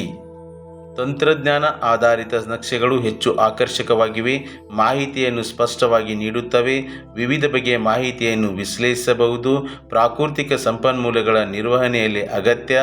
ಇದು ಕಂಪ್ಯೂಟರ್ ಆಧಾರಿತ ವಿಶ್ಲೇಷಣೆಯಾಗಿದೆ. ನಕ್ಷೆಗಳನ್ನು ಅತಿ ಶೀಘ್ರವಾಗಿ ಪಡೆಯಬಹುದು, ಕಡಿಮೆ ಅವಧಿಯಲ್ಲಿ ಮಾಹಿತಿ ಪಡೆಯಬಹುದು. ಕಡಿಮೆ ಅವಧಿಯಲ್ಲಿ ಮಾಹಿತಿ ಪಡೆಯಬಹುದು. ಗ್ಲೋಬಲ್ ಪೊಸಿಷನಿಂಗ್ ಸಿಸ್ಟಮ್ GPS ಬಹು ಉಪಯೋಗಿ ತಂತ್ರಜ್ಞಾನವಾಗಿದೆ. ಸಮರ್ಥಿಸಿ. ಅದು ಗ್ಲೋಬಲ್ ಪೊಸಿಷನಿಂಗ್ ಸಿಸ್ಟಮ್ನ ಉಪಯೋಗಗಳು: ಪ್ರಾಕೃತಿಕ ವಿಕೋಪಗಳ ಮಾಹಿತಿ ಪಡೆಯಲು ಸಹಾಯಕ, ಭೌಗೋಳಿಕ ಸ್ಥಾನ ಗುರುತಿಸಲು ಸಹಾಯಕ, ಪರಿಹಾರ ಕೈಗೊಳ್ಳಲು ಸಹಾಯಕ, ಪರ್ವತ ಚಾರಣ ಮಾಡುವವರಿಗೆ ಸಹಾಯಕ, ಸೈನಿಕರಿಗೆ ಸಹಾಯಕ, ನಾವಿಕರಿಗೆ ಸಹಾಯಕ, ಪ್ರಯಾಣಿಕರಿಗೆ ಸಹಾಯಕ, ಮನೆ ಬಾಗಿಲಿಗೆ ಸೇವೆ ಕೊಡುವ ಸಂಸ್ಥೆಗಳಿಗೆ ಇದು ಜೀವಾಳ. ಮನೆ ಬಾಗಿಲಿಗೆ ಸೇವೆ ಕೊಡುವ ಸಂಸ್ಥೆಗಳಿಗೆ ಇದು ಜೀವಾಳ. ದೂರ ಸಂವೇದಿ ತಂತ್ರಜ್ಞಾನದ ಅನೇಕ ಉಪಯೋಗಗಳನ್ನು ಹೊಂದಿದೆ. ದೃಢೀಕರಿಸಿ. ದೂರ ಸಂವೇದಿ ತಂತ್ರಜ್ಞಾನದ ಅವಶ್ಯಕವಾಗಿದೆ. ನೈಜ ಮಾಹಿತಿ ದೊರೆಯುವುದು, ಕಡಿಮೆ ವೆಚ್ಚದಲ್ಲಿ ಮಾಹಿತಿ ಸಂಗ್ರಹಣೆ, ಮಾಹಿತಿಯನ್ನು ಕಂಪ್ಯೂಟರ್ಗಳಿಂದ ವಿಶ್ಲೇಷಿಸಬಹುದು, ಉಪಗ್ರಹಗಳಿಂದ ಮಾಹಿತಿ ಪಡೆಯಬಹುದು, ನೈಸರ್ಗಿಕ ವಿಕೋಪಗಳ ಮಾಹಿತಿ ಪಡೆಯಬಹುದು, ಪ್ರಾಕೃತಿಕ ಸಂಪನ್ಮೂಲಗಳ ಮಾಹಿತಿ. ಚಂಡಮಾರುತದಿಂದಾಗುವ ಪರಿಣಾಮಗಳಾವುವು? ಚಂಡಮಾರುತಗಳು ವಿಧ್ವಂಸಕಾರಿಗಳು. ದೃಢೀಕರಿಸಿ. ಅದರ ಪರಿಣಾಮಗಳನ್ನು ಬರಿಬೇಕು. ಚಂಡಮಾರುತದಿಂದಾಗುವ ಪರಿಣಾಮಗಳು: ಆಸ್ತಿ ನಾಶ, ಜನಜೀವನ ನಾಶ, ಕಟ್ಟಡಗಳ ನಾಶ, ಸಾರಿಗೆ ಸಂಪರ್ಕಗಳಿಗೆ ತೊಂದರೆ, ಮಣ್ಣಿನ ಸವೆತ, ಅರಣ್ಯ ನಾಶ, ವಿದ್ಯುತ್ ಸಮಸ್ಯೆ, ಸಾಂಕ್ರಾಮಿಕ ರೋಗಗಳು ಹರಡುತ್ತವೆ. ಇಲ್ಲಿ ಸಾಮಾನ್ಯವಾಗಿ ಎಲ್ಲ ನೈಸರ್ಗಿಕ ವಿಕೋಪಗಳ ಪರಿಣಾಮಗಳು ಒಂದೇ ರೀತಿಯಾಗಿರ್ತವೆ. ಸೊ ಈ ಉತ್ತರವನ್ನು ಕೂಡ ಉಪಯೋಗ ಮಾಡ್ಕೊಳ್ಬೋದು. ಆವರ್ತ ಮಾರುತಗಳನ್ನು ಎದುರಿಸಲು ಕೈಗೊಳ್ಳಬಹುದಾದ ಕ್ರಮಗಳು ಯಾವುವು? ಚಂಡಮಾರುತಗಳ ಮುನ್ನೆಚ್ಚರಿಕೆಯ ಕ್ರಮಗಳು: ಅಪಾಯಕಾರಿ ಪ್ರದೇಶಗಳಿಂದ ಜನರನ್ನು ಸ್ಥಳಾಂತರಿಸುವುದು, ದೋಣಿ ಹೆಲಿಕಾಪ್ಟರ್ಗಳನ್ನು ಸಜ್ಜಾಗಿರಿಸುವುದು, ರೈಲು ಬಸ್ಸು ಮಾರ್ಗಗಳನ್ನು ಬದಲಾಯಿಸುವುದು, ಚಂಡಮಾರುತಗಳ ಬಗ್ಗೆ ಮಾಹಿತಿ ಒದಗಿಸುವುದು, ಸೇನಾ ತುಕಡಿಗಳನ್ನು ಸಿದ್ಧಗೊಳಿಸುವುದು, ಆಹಾರ ಮತ್ತು ಔಷಧಿಗಳನ್ನು ಒದಗಿಸುವುದು. ಪ್ರವಾಹಗಳು ಉಂಟಾಗಲು ಕಾರಣಗಳೇನು? ಪ್ರವಾಹಗಳು ಉಂಟಾಗಲು ಕಾರಣಗಳು: ಅಧಿಕ ಮಳೆ, ನದಿಗಳಲ್ಲಿ ಹೂಳು ತುಂಬುವಿಕೆ, ಹಿಮ ಕರಗುವಿಕೆ, ಅಣೆಕಟ್ಟುಗಳು ಒಡೆಯುವುದು, ನದಿಗಳು ಪಾತ್ರ, ಚಂಡಮಾರುತಗಳು, ಸುನಾಮಿಗಳು. ಅಂದರೆ ನದಿ ಪಾತ್ರದಲ್ಲಿ ಬದಲಾವಣೆ. ಇವೆಲ್ಲ ಏನಂತಂದರೆ ಭೂಕುಸಿತಕ್ಕೆ ಕಾರಣಗಳು ಯಾವುವು? ಭೂಕುಸಿತಕ್ಕೆ ಕಾರಣಗಳು: ಪರ್ವತಗಳಲ್ಲಿ ನೀರು ಹರಿಯುವುದು, ಕಡಲ ಕೊರೆತ, ರಸ್ತೆ, ರೈಲು ಮಾರ್ಗ ಮತ್ತು ಕಾಲುವೆಗಳ ನಿರ್ಮಾಣ, ಸಡಿಲವಾದ ಮಣ್ಣಿನ ಪದರುಗಳು, ಗಣಿಗಾರಿಕೆ, ಅರಣ್ಯನಾಶ. ಭೂಕಂಪದಿಂದ ಉಂಟಾಗುವ ಪರಿಣಾಮಗಳನ್ನು ತಿಳಿಸಿ. ಅಥವಾ ಭೂಕಂಪಗಳು ಹೇಗೆ ವಿನಾಶಕಾರಿಗಳಾಗಿವೆ? ಇಲ್ಲಿ ಪ್ರಶ್ನೆಯನ್ನು ಬೇರೆ ಬೇರೆ ರೀತಿಯಲ್ಲಿ ಕೇಳಿದರೂ ಕೂಡ ಉತ್ತರ ಒಂದೇ ಆಗಿರುತ್ತೆ. ಭೂಕಂಪದ ಪರಿಣಾಮಗಳನ್ನು ಬರೀಬೇಕು. ಆಸ್ತಿ ನಾಶ, ಜನಜೀವನ ನಾಶ, ಕಟ್ಟಡಗಳ ನಾಶ, ಸಾರಿಗೆ ಸಂಪರ್ಕಗಳಿಗೆ ತೊಂದರೆ, ಮಣ್ಣಿನ ಸವೆತ, ಅರಣ್ಯ ನಾಶ, ವಿದ್ಯುತ್ ಸಮಸ್ಯೆ, ಸಾಂಕ್ರಾಮಿಕ ರೋಗಗಳು ಹರಡುತ್ತವೆ. ಇಲ್ಲಿ ಸಾಮಾನ್ಯವಾಗಿ ಈಗಾಗಲೇ ಹೇಳಿದ್ದೀನಿ, ನೈಸರ್ಗಿಕ ವಿಕೋಪಗಳು ಯಾವುದೇ ಇರಲಿ ಅದರ ಪರಿಣಾಮಗಳು ಒಂದೇ ರೀತಿಯಾಗಿರ್ತವೆ. ನೀವು ಅಬ್ಸರ್ವ್ ಮಾಡ್ಬೋದು. ಭೂಕಂಪದ ಮುನ್ನೆಚ್ಚರಿಕಾ ಕ್ರಮಗಳನ್ನು ತಿಳಿಸಿ. ಅಥವಾ ಭೂಕಂಪಗಳಿಂದಾಗುವ ಪರಿಣಾಮಗಳನ್ನು ಹೇಗೆ ಮಿತಗೊಳಿಸಬಹುದು? ಅಂದರೆ ಹೇಗೆ ಕಡಿಮೆ ಮಾಡ್ಬೋದು? ಭೂಕಂಪದ ಮುನ್ನೆಚ್ಚರಿಕೆ ಕ್ರಮಗಳು: ಬಹು ಅಂತಸ್ತಿನ ಕಟ್ಟಡಗಳ ನಿಷೇಧ, ಕಟ್ಟಡಗಳನ್ನು ಹಗುರವಾದ ವಸ್ತುಗಳಿಂದ ನಿರ್ಮಿಸುವುದು, ಕಟ್ಟಡಗಳು ಸ್ಥಿತಿಸ್ಥಾಪಕತ್ವ ಗುಣ ಹೊಂದಿರಬೇಕು, ಭೂಕಂಪದ ಬಗ್ಗೆ ಜನರಿಗೆ ತಿಳುವಳಿಕೆ ನೀಡುವುದು, ಬಾವಿಗಳ ಆಳ ಕೊರೆತವನ್ನು ನಿಷೇಧಿಸುವುದು, ಗುಡ್ಡ ಪ್ರದೇಶದಲ್ಲಿ ನಗರಗಳ ಬೆಳವಣಿಗೆ ನಿಷೇಧ, ಜಲಾಶಯಗಳ ನಿಷೇಧ, ಅರಣ್ಯನಾಶ ನಿಯಂತ್ರಣ, ಗಣಿಗಾರಿಕೆ ನಿಷೇಧ, ಶೀಘ್ರ ವೈದ್ಯಕೀಯ ಸೌಲಭ್ಯ. ಪ್ರವಾಹದಿಂದ ಉಂಟಾಗುವ ಪರಿಣಾಮಗಳನ್ನು ತಿಳಿಸಿ.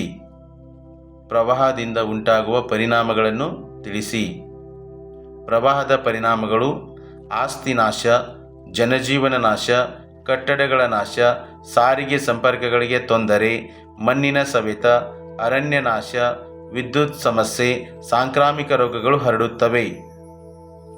ಪ್ರವಾಹ ಮತ್ತು ಭೂಕುಸಿತ ಉಂಟಾಗಲು ಮಾನವೀಯ ಕಾರಣಗಳನ್ನು ತಿಳಿಸಿ. ಅಂದರೆ ಮಾನವನ ಮಾಡ್ತಕ್ಕಂಥ ಕಾರ್ಯಚಟುವಟಿಕೆಯಿಂದ ಇವೆಲ್ಲ ಸಂಭವಿಸ್ತಾವಂತ. ಏನು ಮಾನವ ಮಾಡ್ತಾನೆ? ಅರಣ್ಯ ನಾಶ, ಅಸಮರ್ಪಕ ಸೇತುವೆಗಳು, ಅಣೆಕಟ್ಟುಗಳು, ಒಡ್ಡುಗಳ ನಿರ್ಮಾಣ, ನದಿ ಪಾತ್ರದ ಒತ್ತುವರಿ, ಅಕ್ರಮ ಭೂಬಳಕೆ. ನೈಸರ್ಗಿಕ ವಿಕೋಪಗಳು ಸಂಭವಿಸಿದಾಗ ಯಾವ ಪರಿಹಾರೋಪಾಯಗಳನ್ನು ಕೈಗೊಳ್ಳಬೇಕು? ಉತ್ತರವನ್ನು ನೋಡೋಣ. ಸಿದ್ಧಪಡಿಸಿದ ಆಹಾರ, ಆಹಾರದ ಹಂಚಿಕೆ, ಶುದ್ಧ ಕುಡಿಯುವ ನೀರಿನ ಪೂರೈಕೆ, ಔಷಧಿ ಹಂಚಿಕೆ, ತಾತ್ಕಾಲಿಕ ವಸತಿ ವ್ಯವಸ್ಥೆ, ಅಗತ್ಯ ಮೂಲಭೂತ ಸೌಕರ್ಯಗಳನ್ನು ತುರ್ತಾಗಿ ಒದಗಿಸುವುದು, ರಾಷ್ಟ್ರೀಯ ವಿಪತ್ತು ನಿರ್ವಹಣಾ ಪಡೆಯ ನೆರವನ್ನು ಪಡೆಯಬಹುದು. ರಾಷ್ಟ್ರೀಯ ವಿಪತ್ತು ನಿರ್ವಹಣಾ ಪಡೆಯ ನೆರವನ್ನು ಪಡೆಯಬಹುದು. ಗ್ರಾಮೀಣ ಪ್ರದೇಶದ ಆರ್ಥಿಕ ಸ್ಥಿತಿಯನ್ನು ವಿವರಿಸಿ. ಗ್ರಾಮೀಣ ಪ್ರದೇಶದ ಆರ್ಥಿಕ ಸ್ಥಿತಿಯನ್ನು ವಿವರಿಸಿ. ಬಡತನ ಹೆಚ್ಚಾಗಿದೆ, ಪ್ರಾಥಮಿಕ ವಲಯದ ಆದಾಯ ಕಡಿಮೆಯಾಗುತ್ತಿದೆ, ಮೂಲ ಸೌಲಭ್ಯಗಳ ಕೊರತೆ, ನಿರುದ್ಯೋಗ, ನೈರ್ಮಲ್ಯದ ಕೊರತೆ, ಅನಕ್ಷರತೆ. ಗ್ರಾಮೀಣ ಅಭಿವೃದ್ಧಿಯಲ್ಲಿ ಪಂಚಾಯತ್ ರಾಜ್ ಸಂಸ್ಥೆಗಳ ಪಾತ್ರವನ್ನು ವಿವರಿಸಿ. ಗ್ರಾಮೀಣ ಅಭಿವೃದ್ಧಿಯಲ್ಲಿ ಪಂಚಾಯತ್ ರಾಜ್ ಸಂಸ್ಥೆಗಳು ಹೇಗೆ ಸಹಾಯಕವಾಗಿದೆ? ಗ್ರಾಮೀಣ ಅಭಿವೃದ್ಧಿಯಲ್ಲಿ ಪಂಚಾಯತ್ ರಾಜ್ ಸಂಸ್ಥೆಗಳು ಪ್ರಮುಖ ಪಾತ್ರ ವಹಿಸುತ್ತವೆ, ದೃಢೀಕರಿಸಿ. ಹೀಗೆ ಬೇರೆ ಬೇರೆ ರೀತಿಯಲ್ಲಿ ಪ್ರಶ್ನೆ ಕೇಳಿದಾಗ ಪಂಚಾಯತ್ಗಳ ಪಾತ್ರ ಅಂದರೆ ಮಹತ್ವವನ್ನು ಬರೀಬೇಕಾಗುತ್ತೆ. ಮೂಲ ಸೌಲಭ್ಯಗಳ ಅಭಿವೃದ್ಧಿ, ಪ್ರಾಥಮಿಕ, ಮಾಧ್ಯಮಿಕ ಮತ್ತು ವಯಸ್ಕ ಶಿಕ್ಷಣಕ್ಕೆ ಪ್ರೋತ್ಸಾಹ, ತಾಂತ್ರಿಕ ಮತ್ತು ವೃತ್ತಿ ತರಬೇತಿಗೆ ಪ್ರೋತ್ಸಾಹ, ಮಾನವ ಸಂಪನ್ಮೂಲ ಅಭಿವೃದ್ಧಿ, ಉದ್ಯೋಗ ಸೃಷ್ಟಿ, ನೀರಾವರಿ ಸೌಲಭ್ಯ, ಗುಡಿ ಕೈಗಾರಿಕೆಗಳ ಅಭಿವೃದ್ಧಿ, ಆಹಾರ ಸಂಸ್ಕರಣಾ ಘಟಕಗಳ ಸ್ಥಾಪನೆಗೆ ಪ್ರೋತ್ಸಾಹ, ತರಬೇತಿ ಕಾರ್ಯಕ್ರಮಗಳನ್ನು ಏರ್ಪಡಿಸಬಹುದು. ತರಬೇತಿ ಕಾರ್ಯಕ್ರಮಗಳನ್ನು ಏರ್ಪಡಿಸಬಹುದು. ಮಹಿಳೆಯರ ಬಲವರ್ಧನೆಯಲ್ಲಿ ಮಹಿಳಾ ಸ್ವಸಹಾಯ ಸಂಘಗಳ ಪಾತ್ರವನ್ನು ವಿವರಿಸಿ. ಮಹಿಳಾ ಸ್ವಸಹಾಯ ಸಂಘಗಳ ಪಾತ್ರವನ್ನು ವಿವರಿಸಿ. ಪಾತ್ರ ಅಂದರೆ ಮಹತ್ವ. ಆರ್ಥಿಕ ಸಾಕ್ಷರತೆ ನೀಡುವುದು, ಜಾಗೃತಿ ಮೂಡಿಸುವುದು, ಸ್ವ ಉದ್ಯೋಗದ ತರಬೇತಿ, ಹಣದ ಉಳಿತಾಯಕ್ಕೆ ಮಾರ್ಗದರ್ಶನ, ಮಹಿಳಾ ದೌರ್ಜನ್ಯ ವಿರುದ್ಧ ಜಾಗೃತಿ, ಗೃಹ ಉತ್ಪನ್ನಗಳ ತಯಾರಿಕೆ, ಮಹಿಳೆಯರನ್ನು ಸಂಘಟಿಸುತ್ತಿದೆ. ಮಹಿಳೆಯರನ್ನು ಏನು ಮಾಡ್ತಂದ್ರೆ ಸಂಘಟನೆ ಮಾಡ್ತಾವು. ಸರಿ, ಓಕೆ. ನೆಕ್ಸ್ಟ್ ಕ್ವಶನ್ ಹೋಗೋಣ. ಗಾಂಧೀಜಿಯವರ ಗ್ರಾಮ ಸ್ವರಾಜ್ಯ ಕಲ್ಪನೆಯನ್ನು ವಿಕೇಂದ್ರೀಕರಣದ ಹಿನ್ನೆಲೆಯಲ್ಲಿ ತಿಳಿಸಿ. ಅಥವಾ ಅಧಿಕಾರ ವಿಕೇಂದ್ರೀಕರಣವು ಗಾಂಧೀಜಿಯವರ ಗ್ರಾಮ ಸ್ವರಾಜ್ಯ ಕಲ್ಪನೆಯನ್ನು ಎತ್ತಿ ಹಿಡಿಯುತ್ತದೆ. ಹೇಗೆ? ಉತ್ತರವನ್ನು ನೋಡೋಣ. ಹಳ್ಳಿಯ ಅಭಿವೃದ್ಧಿಯ ಜವಾಬ್ದಾರಿಯನ್ನು ಹಳ್ಳಿಯ ಜನರಿಗೆ ವಹಿಸಿಕೊಡುವುದು, ಸ್ವಾವಲಂಬಿ, ಸ್ವಯಂಪೂರ್ಣ ಮತ್ತು ಸಮೃದ್ಧ ಗ್ರಾಮಗಳನ್ನು ಅಭಿವೃದ್ಧಿಪಡಿಸಬಹುದು. ಇದನ್ನೇ ಗಾಂಧೀಜಿಯವರು ಗ್ರಾಮ ಸ್ವರಾಜ್ಯ ಎಂದು ಕರೆದಿದ್ದರು. ಇದು ಎಲ್ಲ ರೀತಿಯ ಶೋಷಣೆಗಳನ್ನು ತಡೆಯುತ್ತದೆ. ಇದು ಮಾನವನ ಸ್ವಾತಂತ್ರ್ಯ ಮತ್ತು ಘನತೆಯನ್ನು ಸಂರಕ್ಷಿಸುತ್ತದೆ. ಇದು ಮಾನವೀಯ ಮೌಲ್ಯಗಳನ್ನು ವೃದ್ಧಿಸುತ್ತದೆ. ಸಾರ್ವಜನಿಕ ಹಣಕಾಸು ಮತ್ತು ವೈಯಕ್ತಿಕ ಹಣಕಾಸಿನ ವ್ಯತ್ಯಾಸಗಳಾವು. ವೈಯಕ್ತಿಕ ಹಣಕಾಸು ಇದು ಒಬ್ಬ ವ್ಯಕ್ತಿ ಅಥವಾ ಕುಟುಂಬದ ಆದಾಯ ವೆಚ್ಚಗಳಿಗೆ ಸಂಬಂಧಿಸಿದೆ. ವ್ಯಕ್ತಿಗಳು ಮೊದಲು ತಮ್ಮ ಆದಾಯವನ್ನು ಅಂದಾಜು ಮಾಡಿ ನಂತರ ವೆಚ್ಚ ಮಾಡುತ್ತಾರೆ. ವ್ಯವಹಾರಗಳನ್ನು ಗೌಪ್ಯವಾಗಿಡುತ್ತಾರೆ. ವ್ಯಕ್ತಿಯು ಉಳಿತಾಯ ಮಾಡಿದರೆ ಪ್ರಗತಿಗೆ ಪೂರಕವಾಗುತ್ತದೆ. ನೆಕ್ಸ್ಟು ಸಾರ್ವಜನಿಕ ಹಣಕಾಸು ನೋಡಿ. ಇದು ಸರ್ಕಾರದ ಆದಾಯ ವೆಚ್ಚಗಳಿಗೆ ಸಂಬಂಧಿಸಿದೆ. ಸರ್ಕಾರವು ಮೊದಲು ತನ್ನ ವೆಚ್ಚವನ್ನು ಮಾಡಿ ನಂತರ ಆದಾಯವನ್ನು ಹೊಂದಿಸುತ್ತದೆ. ವ್ಯವಹಾರಗಳನ್ನು ಗೌಪ್ಯವಾಗಿಡುವುದಿಲ್ಲ. ಸರ್ಕಾರವು ಉಳಿತಾಯ ಮಾಡಿದರೆ ದೇಶದ ಪ್ರಗತಿ ಕುಂಠಿತವಾಗುತ್ತದೆ. ಕೇಂದ್ರ ಸರ್ಕಾರದ ತೆರಿಗೆತರ ಆದಾಯದ ಮೂಲಗಳು ಯಾವುವು? ಕೇಂದ್ರ ಸರ್ಕಾರದ ತೆರಿಗೆತರ ಆದಾಯದ ಮೂಲಗಳು: ಭಾರತೀಯ ರಿಸರ್ವ್ ಬ್ಯಾಂಕ್ ಗಳಿಸುವ ನಿವ್ವಳ ಲಾಭ, ಭಾರತೀಯ ರೈಲ್ವೆ ಗಳಿಸುವ ನಿವ್ವಳ ಲಾಭ, ಅಂಚೆ ಮತ್ತು ದೂರವಾಣಿ ಸೇವೆಗಳಿಂದ ಬರುವ ಆದಾಯ, ಸಾರ್ವಜನಿಕ ಉದ್ಯಮಿಗಳು ಗಳಿಸುವ ಆದಾಯ, ನಾಣ್ಯ ಮತ್ತು ಟಂಕಶಾಲೆಯಿಂದ ಬರುವ ಆದಾಯ, ವಿವಿಧ ರೀತಿಯ ಶುಲ್ಕಗಳು ಮತ್ತು ದಂಡಗಳು. ಪ್ರತ್ಯಕ್ಷ ಮತ್ತು ಪರೋಕ್ಷ ತೆರಿಗೆಯ ವ್ಯತ್ಯಾಸಗಳನ್ನು ವಿವರಿಸಿ. ತೆರಿಗೆ: ಸರ್ಕಾರವು ಯಾರ ಮೇಲೆ ತೆರಿಗೆಯನ್ನು ವಿಧಿಸುತ್ತದೆಯೋ ಅವರೇ ಆ ಹೊರೆಯನ್ನು ಹೊರುವಂತಿದ್ದರೆ ಅಂತಹ ತೆರಿಗೆಯನ್ನು ಪ್ರತ್ಯಕ್ಷ ತೆರಿಗೆ ಎನ್ನುವರು. ಈ ತೆರಿಗೆಯನ್ನು ಇತರರಿಗೆ ವರ್ಗಾಯಿಸಲು ಬರುವುದಿಲ್ಲ. ಉದಾಹರಣೆಗೆ ವರಮಾನ ತೆರಿಗೆ, ಕಂಪನಿ ತೆರಿಗೆ, ಸಂಪತ್ತಿನ ತೆರಿಗೆ, ಸ್ಟಾಂಪ್ ತೆರಿಗೆ. ನೆಕ್ಸ್ಟ್ ಪರೋಕ್ಷ ತೆರಿಗೆ: ಸರ್ಕಾರವು ವಿಧಿಸುವ ತೆರಿಗೆ ಹೊರೆಯನ್ನು ಇತರರ ಮೇಲೆ ವರ್ಗಾಯಿಸಲು ಸಾಧ್ಯವಿದ್ದರೆ ಅಂತಹ ತೆರಿಗೆಯನ್ನು ಪರೋಕ್ಷ ತೆರಿಗೆ ಎನ್ನುವರು. ಈ ತೆರಿಗೆಯನ್ನು ಇತರರಿಗೆ ವರ್ಗಾಯಿಸಬಹುದು. ಉದಾಹರಣೆಗೆ ಸರಕು ಮತ್ತು ಸೇವಾ ತೆರಿಗೆ, GST. ಸಾರ್ವಜನಿಕ ಹಣಕಾಸಿನ ಅಥವಾ ಕೋಶೀಯ ನೀತಿಯ ಅಥವಾ ವಿತ್ತೀಯ ನೀತಿಯ ಮಹತ್ವವನ್ನು ವಿವರಿಸಿ. ನೋಡಿ, ಇಲ್ಲಿ ಬೇರೆ ಬೇರೆ ರೀತಿಯಲ್ಲಿ ಕೇಳಿದ್ರು ಕೂಡ ಉತ್ತರ ಮಾತ್ರ ಹಣಕಾಸಿನ ಮಹತ್ವವನ್ನು ಬರೀಬೇಕು. ಸಾರ್ವಜನಿಕ ಹಣಕಾಸಿನ ಮಹತ್ವ. ಸಾರ್ವಜನಿಕ ಹಣಕಾಸಿನ ಮಹತ್ವ: ಸರ್ಕಾರವು ಉತ್ಪಾದನೆಯನ್ನು ಗರಿಷ್ಠ ಮಟ್ಟಕ್ಕೆ ಹೆಚ್ಚಿಸುತ್ತದೆ, ಆದಾಯವನ್ನು ಪ್ರಜೆಗಳಲ್ಲಿ ಸಮಾನವಾಗಿ ಹಂಚುತ್ತದೆ, ಜನರು ನೆಮ್ಮದಿಯಿಂದ ಬದುಕುವಂತೆ ಮಾಡುತ್ತದೆ, ಪ್ರಜೆಗಳ ಕಲ್ಯಾಣ ಮತ್ತು ದೇಶದ ಆರ್ಥಿಕ ಅಭಿವೃದ್ಧಿ ಹೆಚ್ಚಿಸುತ್ತದೆ, ಬಡತನ ಮತ್ತು ನಿರುದ್ಯೋಗಗಳನ್ನು ಹೋಗಲಾಡಿಸುತ್ತದೆ, ಬೆಲೆಗಳ ಏರಿಳಿತಗಳನ್ನು ಪರಿಣಾಮಕಾರಿಯಾಗಿ ನಿಯಂತ್ರಿಸುತ್ತದೆ. ಬೆಲೆಗಳ ಏರಿಳಿತಗಳನ್ನು ಪರಿಣಾಮಕಾರಿಯಾಗಿ ನಿಯಂತ್ರಿಸುತ್ತದೆ. ಯೋಜನಾ ವೆಚ್ಚಗಳನ್ನು ಪಟ್ಟಿ ಮಾಡಿ. ಯೋಜನಾ ವೆಚ್ಚಗಳನ್ನು ಪಟ್ಟಿ ಮಾಡಿ. ಕೇಂದ್ರ ಸರ್ಕಾರದ ಯೋಜನಾ ವೆಚ್ಚಗಳು: ಆರ್ಥಿಕ ವೆಚ್ಚ, ಕೃಷಿ ಮತ್ತು ಕೃಷಿ ಸಂಬಂಧಿತ ಚಟುವಟಿಕೆಗಳು, ಕೈಗಾರಿಕೆ, ಸಾರಿಗೆ, ಸಂಪರ್ಕ, ಇಂಧನ, ವಿಜ್ಞಾನ ಮತ್ತು ತಂತ್ರಜ್ಞಾನ, ಗ್ರಾಮೀಣಾಭಿವೃದ್ಧಿ ಇತ್ಯಾದಿ. ಸಾಮಾಜಿಕ ವೆಚ್ಚ ಶಿಕ್ಷಣ, ಆರೋಗ್ಯ, ನೈರ್ಮಲ್ಯ, ಕುಟುಂಬ ಕಲ್ಯಾಣ, ಕುಡಿಯುವ ನೀರು ಪೂರೈಕೆ, ಗೃಹ ನಿರ್ಮಾಣ, ಸಾಮಾಜಿಕ ಕಲ್ಯಾಣ ಇತ್ಯಾದಿ. ಸಾಮಾನ್ಯ ವೆಚ್ಚ ದೇಶದಲ್ಲಿ ಶಾಂತಿ ಸುವ್ಯವಸ್ಥೆ ಕಾಪಾಡಲು ಮಾಡುವ ವೆಚ್ಚಗಳು. ಆರ್ಥಿಕ ವೆಚ್ಚ, ಸಾಮಾಜಿಕ ವೆಚ್ಚ, ಸಾಮಾನ್ಯ ವೆಚ್ಚ. ಬ್ಯಾಂಕುಗಳ ಗುಣಲಕ್ಷಣಗಳಾವುವು? ಹಣದ ವಹಿವಾಟು, ಠೇವಣಿಗಳನ್ನು ಅಂಗೀಕರಿಸುತ್ತವೆ, ಸಾಲಗಳನ್ನು ಕೊಡುವುದು, ಉಪಯುಕ್ತ ಸೇವೆಗಳು, ಲಾಭ ಮತ್ತು ಸೇವಾ ಭಾವನೆ, ಸಂಬಂಧ ಕಲ್ಪಿಸುವ ಕೊಂಡಿ ಇವೆಲ್ಲವೂ ಬ್ಯಾಂಕಿನ ಗುಣಲಕ್ಷಣಗಳು. ಬ್ಯಾಂಕುಗಳ ವಿಧಗಳನ್ನು ತಿಳಿಸಿ. ಭಾರತೀಯ ರಿಸರ್ವ್ ಬ್ಯಾಂಕ್, ವಾಣಿಜ್ಯ ಬ್ಯಾಂಕುಗಳು, ಕೈಗಾರಿಕಾ ಅಭಿವೃದ್ಧಿ ಬ್ಯಾಂಕುಗಳು, ಭೂ ಅಭಿವೃದ್ಧಿ ಬ್ಯಾಂಕುಗಳು, ಸ್ಥಳೀಯ ಬ್ಯಾಂಕುಗಳು, ಸಹಕಾರಿ ಬ್ಯಾಂಕುಗಳು. ಬ್ಯಾಂಕಿನ ಕಾರ್ಯಗಳು ಅಥವಾ ಬ್ಯಾಂಕುಗಳ ಸೇವೆಗಳು ಅಥವಾ ಬ್ಯಾಂಕ್ ಖಾತೆ ತೆರೆಯುವುದರಿಂದಾಗುವ ಅನುಕೂಲಗಳಾವುವು? ಉತ್ತರವನ್ನು ನೋಡೋಣ. ಬ್ಯಾಂಕುಗಳ ಸೇವೆಗಳು: ಹಣದ ವಹಿವಾಟು, ಠೇವಣಿಗಳನ್ನು ಅಂಗೀಕರಿಸುತ್ತದೆ, ಸಾಲ ಕೊಡುವುದು, ಲಾಭ ಮತ್ತು ಸೇವಾ ಭಾವನೆ, ಸಂಬಂಧ ಕಲ್ಪಿಸುವ ಕೊಂಡಿ, ಬ್ಯಾಂಕಿಂಗ್ ವ್ಯವಹಾರ. ಬ್ಯಾಂಕ್ ಖಾತೆ ತೆರೆಯುವ ಹಂತಗಳನ್ನು ಅಥವಾ ವಿಧಾನಗಳನ್ನು ತಿಳಿಸಿ. ಅಥವಾ ನೀವು ಬ್ಯಾಂಕ್ ಖಾತೆಯನ್ನು ತೆರೆಯಬೇಕಾದರೆ ಅನುಸರಿಸಬೇಕಾದ ಹಂತಗಳನ್ನು ತಿಳಿಸಿ. ಯಾವ ವಿಧದ ಬ್ಯಾಂಕ್ ಖಾತೆಯನ್ನು ತೆಗೆಯಬೇಕೆಂಬುದನ್ನು ನಿರ್ಧರಿಸುವುದು. ನಿಮಗೆ ಅನುಕೂಲವಾದ ಬ್ಯಾಂಕಿನ ಅಧಿಕಾರಿಯನ್ನು ಸಂಪರ್ಕಿಸುವುದು. ಪ್ರಸ್ತಾವನೆ ಅರ್ಜಿ. ಖಾತೆ ತೆರೆಯುವ ಲೆಕ್ಕದ ನಮೂನೆಯನ್ನು ತುಂಬಿ. ಪರಿಚಿತರ ಉಲ್ಲೇಖ ಕೊಡುವುದು. ಬ್ಯಾಂಕ್ ಖಾತೆಯನ್ನು ತೆರೆಯುವ ನಮೂನೆಯನ್ನು ಬ್ಯಾಂಕಿಗೆ ಒಪ್ಪಿಸುವುದು. ಅಧಿಕಾರಿಯ ಒಪ್ಪಿಗೆ. ಪ್ರಾರಂಭಿಕ ಠೇವಣಿ ತುಂಬಬೇಕು. ಇವು ಹಂತಗಳು. ಉಳಿತಾಯ ಖಾತೆ ಹಾಗೂ ಚಾಲ್ತಿ ಖಾತೆಗಳ ನಡುವಿನ ವ್ಯತ್ಯಾಸಗಳಾವುವು? ಅಥವಾ ಉಳಿತಾಯ ಖಾತೆಯು ಚಾಲ್ತಿ ಖಾತೆಗಿಂತ ಭಿನ್ನವಾಗಿದೆ. ಹೇಗೆ? ಇಲ್ಲಿ ವ್ಯತ್ಯಾಸಗಳನ್ನು ಬರೀಬೇಕಾಗುತ್ತೆ. ಉಳಿತಾಯ ಖಾತೆ: ವಿದ್ಯಾರ್ಥಿಗಳಿಗೆ, ತಿಂಗಳ ಸಂಬಳದಾರರಿಗೆ ಮತ್ತು ಪಿಂಚಣಿದಾರರಿಗೆ ಈ ಖಾತೆ ಸೂಕ್ತವಾಗಿದೆ. ಗ್ರಾಹಕರಿಗೆ ಬಡ್ಡಿ ದೊರೆಯುತ್ತದೆ. ಸೇವಾ ಶುಲ್ಕವಿರುವುದಿಲ್ಲ. ವ್ಯವಹರಿಸಲು ನಿಗದಿತ ಮಿತಿ ಇರುತ್ತದೆ. ಚಾಲ್ತಿ ಖಾತೆ: ವ್ಯಾಪಾರಸ್ಥರಿಗೆ ಈ ಖಾತೆ ಸೂಕ್ತವಾಗಿದೆ. ಗ್ರಾಹಕರಿಗೆ ಬಡ್ಡಿ ದೊರೆಯುವುದಿಲ್ಲ. ಸೇವಾ ಶುಲ್ಕವಿರುತ್ತದೆ. ದಿನಕ್ಕೆ ಎಷ್ಟು ಬಾರಿಯಾದರೂ ವ್ಯವಹರಿಸಬಹುದು. ಇವೆಲ್ಲವೂ ಉಳಿತಾಯ ಖಾತೆ ಮತ್ತು ಚಾಲ್ತಿ ಖಾತೆ ನಡುವಿನ ವ್ಯತ್ಯಾಸಗಳನ್ನು ತಿಳಿಸತಕ್ಕಂಥ ಅಂಶಗಳು. ಉದ್ಯಮಶೀಲತೆ ಅಥವಾ ಉದ್ಯಮಿಯ ಗುಣಲಕ್ಷಣಗಳಾವು? ಅಥವಾ ಯಶಸ್ವಿ ಉದ್ಯಮಗಾರನ ಗುಣಲಕ್ಷಣಗಳನ್ನು ಪಟ್ಟಿ ಮಾಡಿ. ಇಲ್ಲಿ ಪ್ರಶ್ನೆ ಏನು ಮಾಡ್ತಾನೆ ಅಂದರೆ ಬೇರೆ ರೀತಿಯಲ್ಲಿ ಕೇಳ್ತಾನೆ. ಸೊ ಉತ್ತರ ಒಂದೇ ಆಗಿರುತ್ತೆ. ಉದ್ಯಮಗಾರನ ಗುಣಲಕ್ಷಣಗಳು: ಸೃಜನಾತ್ಮಕ, ಕ್ರಿಯಾತ್ಮಕ, ಗುಂಪು ಕಟ್ಟುವುದು, ಸಮಸ್ಯೆಯ ಪರಿಹಾರ, ನಷ್ಟಭರಿತಕ್ಕೆ ಸಿದ್ಧ, ವಚನಬದ್ಧತೆ. ಇವೆಲ್ಲವೂ ಉದ್ಯಮಗಾರನ ಗುಣಲಕ್ಷಣಗಳು ಅಥವಾ ಉದ್ಯಮಶೀಲತೆಯ ಗುಣಲಕ್ಷಣಗಳು. ಉದ್ಯಮಿಯ ಕಾರ್ಯಗಳನ್ನು ತಿಳಿಸಿ. ಉದ್ಯಮಿಯ ಕಾರ್ಯಗಳನ್ನು ತಿಳಿಸಿ. ಉತ್ತರವನ್ನು ನೋಡೋಣ. ಉದ್ಯಮಿಗಳ ಕಾರ್ಯಗಳು: ಉತ್ಪಾದನಾಂಗಗಳನ್ನು ಸಂಯೋಜಿಸುತ್ತಾನೆ, ನಿರ್ಧಾರ ಕೈಗೊಳ್ಳುತ್ತಾನೆ, ಹೊಸ ವಿಧಾನವನ್ನು ರೂಢಿಗೆ ತರುತ್ತಾನೆ, ಆಯವ್ಯಯವನ್ನು ನಿಭಾಯಿಸುತ್ತಾನೆ, ಕಷ್ಟ ನಷ್ಟಗಳನ್ನು ಎದುರಿಸುತ್ತಾನೆ, ಮಾರ್ಗದರ್ಶನ ನೀಡುತ್ತಾನೆ. ಉದ್ಯಮಶೀಲತೆಯು ಒಂದು ಸೃಜನಾತ್ಮಕ ಚಟುವಟಿಕೆಯಾಗಿದೆ. ಈ ಹೇಳಿಕೆಯನ್ನು ಸಮರ್ಥಿಸಿ. ಇದು ಏನೂ ಇಲ್ಲುವುದನ್ನು ಏನಾದರೊಂದಾಗಿ ಸೃಜಿಸುವ ಸಾಮರ್ಥ್ಯವಾಗಿದೆ. ಇದು ಬೇರೆಯವರಿಂದ ಕಷ್ಟ ಸಾಧ್ಯವಾದ ಗೊಂದಲಮಯ, ವಿರೋಧಾತ್ಮಕ, ಅಸ್ತವ್ಯಸ್ತತೆಯಿಂದ ಕೂಡಿದ ಅವಕಾಶ ಗುರುತಿಸಿ ಕಾರ್ಯರೂಪಕ್ಕೆ ತರುವುದಾಗಿದೆ. ಅವಕಾಶಗಳನ್ನು ಅನ್ವೇಷಿಸಿ ನಷ್ಟಗಳನ್ನು ಲೆಕ್ಕಾಚಾರ ಹಾಕಿ ಲಾಭ ಗಳಿಸುವ ಸಾಹಸ ಕಾರ್ಯವಾಗಿದೆ. ಹೀಗಾಗಿ ಇದು ಒಂದು ಸೃಜನಾತ್ಮಕ ಚಟುವಟಿಕೆ.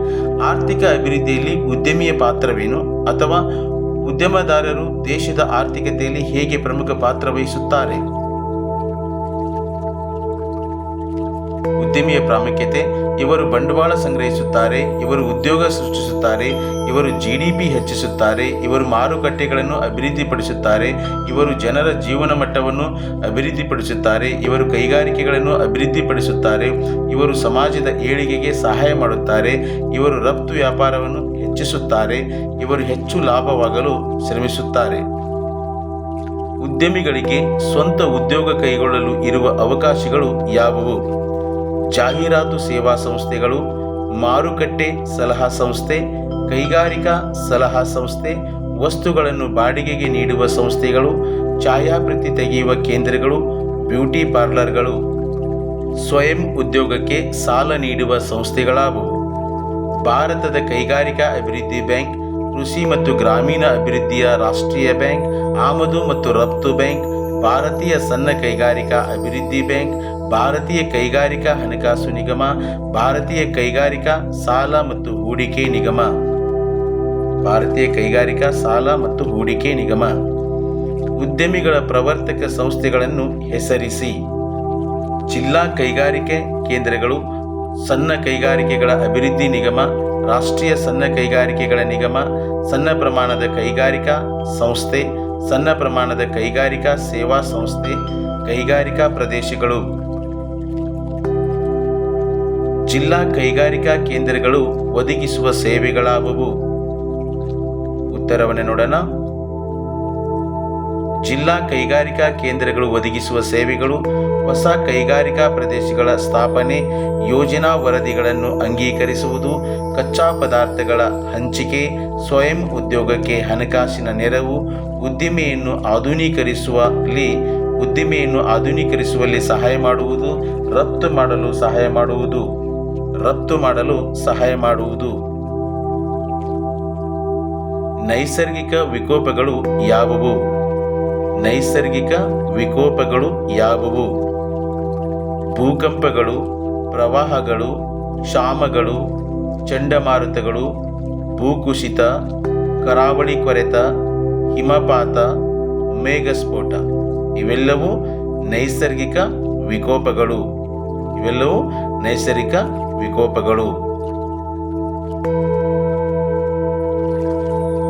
ಅಂಚೆ ಕಚೇರಿಗಳು ನಡೆಸುವ ಆರ್ಥಿಕ ವ್ಯವಹಾರಗಳಾವುವು? ಅಂಚೆ ಕಚೇರಿಗಳು ನಡೆಸುವ ಆರ್ಥಿಕ ವ್ಯವಹಾರಗಳು: ರಾಷ್ಟ್ರೀಯ ಉಳಿತಾಯ ಪತ್ರಗಳು, ಅಂಚೆ ಉಳಿತಾಯ ಖಾತೆಗಳು, ಕಿಸಾನ್ ವಿಕಾಸ ಪತ್ರಗಳು, ಅಂಚೆ ವಿಮೆ, ನಿವೃತ್ತಿ ವೇತನ, ಹಣವನ್ನು ವರ್ಗಾಯಿಸುವುದು. ಇವೆಲ್ಲ ಹಣಕಾಸಿನ ಕಾರ್ಯಗಳು ಅಂಚೆಯಲ್ಲಿ ಮಾಡುತ್ತೆ.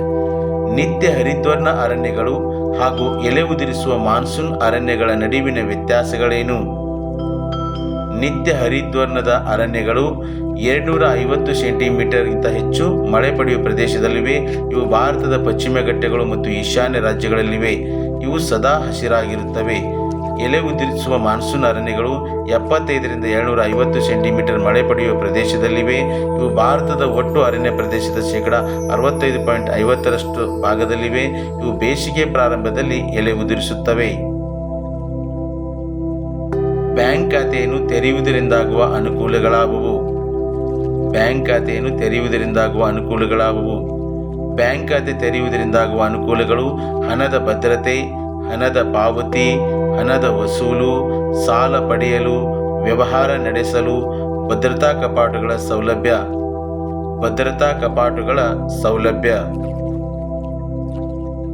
ನಿತ್ಯ ಹರಿದ್ವರ್ಣದ ಅರಣ್ಯಗಳು ಮತ್ತು ಮರುಭೂಮಿ ಅರಣ್ಯಗಳ ನಡುವಿನ ವ್ಯತ್ಯಾಸಗಳಾವುವು? ಉತ್ತರವನ್ನು ನೋಡೋಣ. ನಿತ್ಯ ಹರಿದ್ವರ್ಣದ ಅರಣ್ಯಗಳು 250 ಸೆಂಟಿಮೀಟರ್ ಹೆಚ್ಚು ಮಳೆ ಪಡೆಯುವ ಪ್ರದೇಶದಲ್ಲಿವೆ. ಇವು ಭಾರತದ ಪಶ್ಚಿಮ ಘಟ್ಟಗಳು ಮತ್ತು ಈಶಾನ್ಯ ರಾಜ್ಯಗಳಲ್ಲಿವೆ. ಇವು ಸದಾ ಹಸಿರಾಗಿರುತ್ತವೆ. ಮರುಭೂಮಿ ಅರಣ್ಯಗಳು 50 ಸೆಂಟಿಮೀಟರ್ಗಿಂತ ಕಡಿಮೆ ಮಳೆ ಪಡೆಯುವ ಪ್ರದೇಶದಲ್ಲಿವೆ. ಇವು ಭಾರತದ ರಾಜಸ್ಥಾನ್, ಪಂಜಾಬ್, ಹರಿಯಾಣ ಮತ್ತು ಗುಜರಾತ್ ರಾಜ್ಯಗಳಲ್ಲಿವೆ. ಇವು ಕುರುಚಲು ಜಾತಿಯ ಸಸ್ಯವರ್ಗಗಳನ್ನು ಹೊಂದಿದವು. ಗ್ರಾಮೀಣ ಅಭಿವೃದ್ಧಿಯ ಮಹತ್ವವನ್ನು ವಿವರಿಸಿ. ಗ್ರಾಮೀಣ ಅಭಿವೃದ್ಧಿಯ ಮಹತ್ವ: ಉದ್ಯೋಗ ಸೃಷ್ಟಿ, ಕೃಷಿ ಅಭಿವೃದ್ಧಿ, ಗೃಹ ಮತ್ತು ಸಣ್ಣ ಕೈಗಾರಿಕೆಗಳ ಅಭಿವೃದ್ಧಿ, ಶೈಕ್ಷಣಿಕ ಅಭಿವೃದ್ಧಿ, ಆರೋಗ್ಯ ಮತ್ತು ನೈರ್ಮಲ್ಯ, ಮೂಲಭೂತ ಸೌಲಭ್ಯಗಳು, ಬಡತನ ನಿರ್ಮೂಲನೆ. ಅಭಿವೃದ್ಧಿ ಕಾರ್ಯಗಳಲ್ಲಿ ಭಾಗವಹಿಸುತ್ತಾರೆ.